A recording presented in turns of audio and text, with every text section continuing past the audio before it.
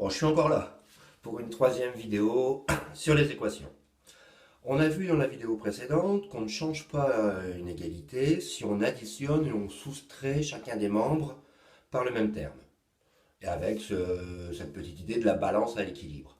On va retrouver exactement la même chose avec la multiplication. Alors, j'ai toujours mes petits Lego, mes petites billes, mes petites Playmobil et tout ça, mais je vais aller un peu plus vite. Donc ces règles qu'on a pour l'addition-soustraction, on va les retrouver également pour la multiplication et la division. Je ne change pas une égalité si je multiplie chacun des termes, excusez-moi, je me reprends. Je ne change pas l'égalité si je multiplie chacun des membres de mon égalité par le même terme. C'est-à-dire, si je multiplie par un nombre d'un côté et je multiplie par le même nombre de l'autre côté, je conserve mon égalité. Si j'ai 4 Legos d'un côté et 4 Legos de l'autre, si je multiplie par 2, j'aurai 8 Legos, et si je multiplie par 2 de l'autre côté, j'aurai également 8 Legos. Donc ces petites règles pour l'addition fonctionnent aussi pour la multiplication, et également pour la division. Donc on va voir ici tout de suite comment on peut l'appliquer. Première équation, 3 fois x qui égale 24. Alors on a toujours la solution de la multiplication à trous comme à la petite école, hein, mais bon. Avec des valeurs plus complexes, ça sera plus complexe. C'est ça que je dis.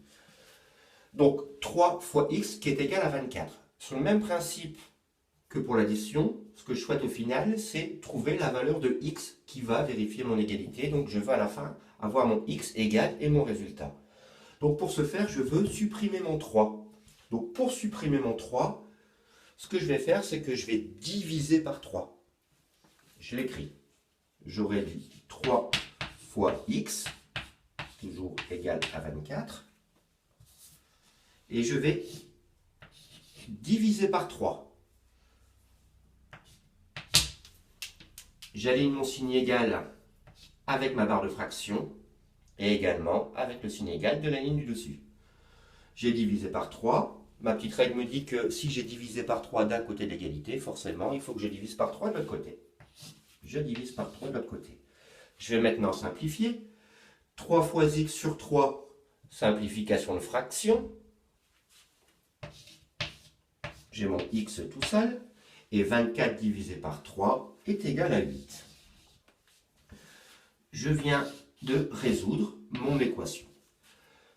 Toujours ma petite vérif. Je substitue 8 dans ma ligne du départ.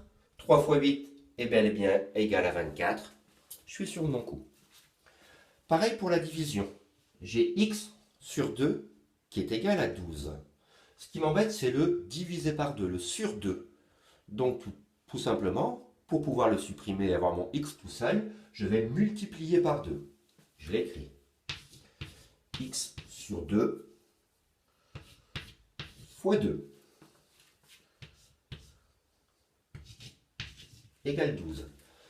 J'ai multiplié par 2 le premier membre de mon égalité, j'ai obligation de multiplier par 2 le second membre de mon égalité. Je vais appliquer mes calculs. X fois 2 sur 2, il s'élimine. Je garde mon x seul. 12 fois 2, 24. Je fais ma petite vérif.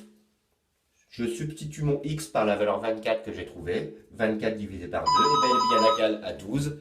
Voilà, ça fonctionne. Et je vous remercie et à bientôt pour la suite justement de ce programme sur les équations. Bon courage pour les exercices.